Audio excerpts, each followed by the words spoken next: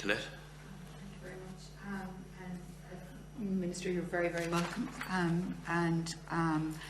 To give us this update, and I want to acknowledge David Joyce and Professor Michelle Norris and Conor Norton, but I really want to acknowledge you, Minister, because you have taken up this with great seriousness and sincerity, and I think we all see that and recognise that. And I also want to welcome the additional monies being allocated to traveller accommodation. In lots of ways, as a campaigner, that's the box ticked. You know, once the extra money goes in, that's your kind of your campaigning goal achieved. But with traveller accommodation, of course, that is not the case, and it is really, really depressing and disgraceful that only 70% is spent of the allocation of 2019 in this year. And of course there's an enormous urgency because there is a homeless crisis, as you know better than anyone else, Minister, but the fact is that the homeless crisis affects travellers more than any other single group. And as Deputy O'Brien said, and you agreed with, Minister, there is an absolute inevitable connection between unauthorised sites and unspent monies and the growing homeless crisis. So I suppose my first question to ask you, Minister, is have you accepted all of the 32 recommendations, and will you be implementing them all? And are you dropping or changing any? And if so, which ones and why? So that's one question. And again, I would repeat the request for an indication of timelines, particularly how quickly are we going to get to phase 3, the project initiation, because, you know, every day that passes where this situation of the lack of progress and the lack of drawdown and the housing crisis grows is a misery for people. And will all the submissions that are being made in the information gathering phase, will they be shared with the traveller representative organisations? Because I think they would be of interest to them, and I think it would be important that they would. And I also hope that this information gathering phase isn't an opportunity for watering down or slowing down or rowing back in any way, because I think the report as it stands and the 32 recommendations are ones that are the recommendations that we need, and there is consensus around them, and I would hate to think that we were going to be rowing back in any way from them. I have some questions about the governance recommendations. You know, what are your thoughts at the moment about strengthening the National Traveller Accommodation Consultative Committee? That was a clear recommendation.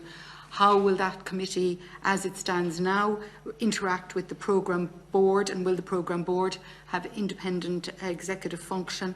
And how will the National Traveller Accommodation Consultative Committee evolve into the National Traveller Accommodation Authority, as was a clear recommendation in the governance section? I also want to ask about the trespass legislation. Is that going to be repealed as recommended?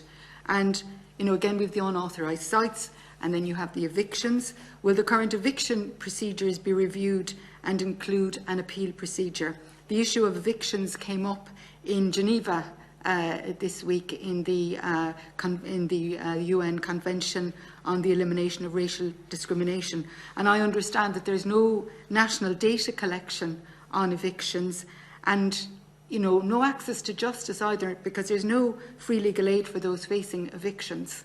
So I just want to ask you about those. And will the Caravan loan scheme be included in the arrangements for the dispersing of funding for the provision of the refurbishment of traveller-specific accommodation? You mentioned that in your opening statement. And again, what actions are kind of being taken around the ethnic identifier, and are there any obstacles likely or coming up? The old red herring of GDPR is often used as a block, but I don't think it's a reasonable interpretation. And I suppose lastly, have all traveller accommodation plans been signed off? Are there any outstanding traveller accommodation plans. And also, as you know, there's a joint committee looking at key issues affecting travellers at the moment. We've been looking at mental health issues, and education, and we're now looking at employment, but we will be lastly looking at accommodation in January. And Minister, I'd like to extend an invitation to you to come. It isn't about duplicating the work of this committee, but I guess all of those issues, mental health, if you're not living in decent surroundings, if you're not living in conditions of health, if you've got damp, if you have cold, your children are going to be more likely to be sick. People don't live, that the life expectancy of travellers is affected by their accommodation. Also, going to school is affected by your accommodation, and your employment, your address affects your ability to get a job. So we will be looking at accommodation, and again, it would be very positive, Minister, if you're able to come along to that committee when we'll be extending an invitation. They're my questions. Thank you. Minister. Okay, first of all, thanks, Senator Kelleher. And if I miss any of the answers, remind me again. We'll go back over the better one. I'm sure the scrutiny starts here. But yeah, happy to engage with your committee as well, and we'll do that as best we can. And certainly, any suggestions or any ideas come from that's what we're there for too. And you're right. I mean, housing probably is. That's why we have the housing first model when it comes to helping people who are rough sleepers, because that's a proven concept that you start out the house first and then attach and wrap around all the services around that as well. So absolutely, the same logic would apply to anybody who is in a poorer housing situation as well, in my view.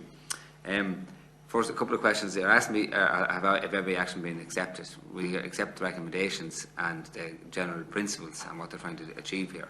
Each individual one still has to be gone through to finalise and see how best to implement them, and we're open to tweaking them if need be. So that's a yes that all the recommendations they're accepted in principle, but it doesn't mean we can implement them all. And to be fair to everybody, we have to get everyone's views on that. And that's why we've been doing the last couple of months. And both Rosemary and Anne have met and had the groups. The travel associations themselves have asked for more time to come back with submissions and some comments as well. So I want to be fair to everybody. But yeah, in principle we have to, as I was trying to detail earlier on, trying to see how we can implement some of them, certainly when it comes to the planning of which ones are best to do and what way to go at it as well. So it's down to mechanisms and tweaking them if need be, but it's not to try to avoid any of them or drop any of them. None of them have been dropped, they're all still being worked on and being considered as well. I can go through each one in a second for you as well. In relation to the trespass legislation, we're in talks with justice around that as well, and there's some strong views on that, so I can't give you a definitive answer on that. But that's a key recommendation. It is a key recommendation, yes. So I'm being straight with it. Yeah. We're talking to justice on it, and I'll keep you posted. But all these kind of conversations will be finished in this month and next month, because you're asked when the plan is to implement our full plan from Q1 on, which is January. So and again, will you share the observations that justice is coming back to you with? Yeah, we can do that. All submissions that have been shared so far, I understand, and I don't see why we can't. And I am going to try and meet each group as well the next couple of weeks if I can, and the travel organisations that sit down with them. They're all on the NTACC as well, but I will try to meet each group individually, because some have still, we have recommendations. There's still different views on them when you talk to all the different players. So we'll talk to them all and try and see where we can bring people with us on this journey, because that will be easier for implementation if everybody's on board. Now, some of the particular questions you've asked me already, the NTACC will be on the programme board. They're part of that. It'll be myself as Minister, and probably the programme manager, the NTACC, and there's somebody else. Who was that? No, so it'll be Mary, yeah, and yourself, and then you'll appoint Anne as the programme manager. Right. But the NTACC will be there to represent the interests of the travel organisations on the NTACC, as well as the local authorities. And the evolution of this to the authorities. That's part of the work we're kind of talking to the NTACC with. I met the chairman last week, 2 weeks ago again, to get his views on that, how we can do that as well. Okay. He would agree that's kind of something that'll take a little bit of time to adjust that. We have sought input from a number of stakeholders in relation to the recommendation, which is the National Travel Accommodation Authority, including the travel organisations, local authorities. So everybody's been asked on that as well. I've met the chairman on it. There's not yet consensus on how best to structure that to ensure that it works and that's effective. Not the concept is fine, it's just how to do it best, and we don't want to necessarily complicate or duplicate any process as well. So again, the project team will explore that with all the players as well. in the short term, as Rose touched on, we'll see what we can do in terms of to monitor and track this as a NOAC, or who do we do to do that as well with delivery office. So we'll make some short-term changes as we look at the long-term view as well. But again, that will be in conjunction with the NTACC and the members on that as well. Again, you asked me quite quickly, when we start with the implementation phase is from January on, and that's the bottom line. I can take it back. Yeah, sorry, do you want to come in? Right, Yeah. So you mentioned the Caravan loan scheme.